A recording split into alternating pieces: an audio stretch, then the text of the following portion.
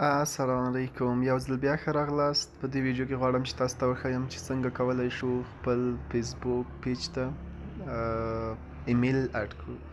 یعنې دا چې موږ یو فیسبوک پیج جوړ کړی دی، غواړم چې زه هغې ته ایمیل اډ کړم. یا هم نور کسان داسې زیات کسان شته چې هغوی کله فیسبوک پیج جوړ کړي، دوی غواړي چې خپل هغه ایمیل هم په هغه فیسبوک پیج کې اډ کړي، ځکه چې فیسبوک پیج دا د بزنس لپاره زیات کاریږي.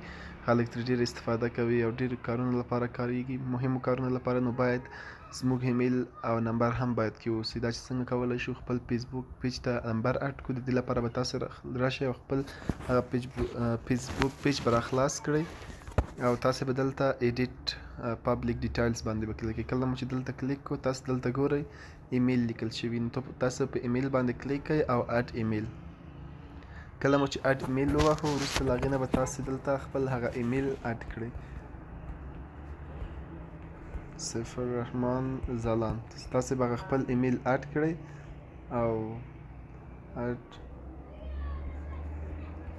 جیمیل ډاټ کام. تاسو به هغه خپل ایمیل څنګه کړئ اډ کړئ، وروسته له هغې نه به سیو باندې کلیک کړئ.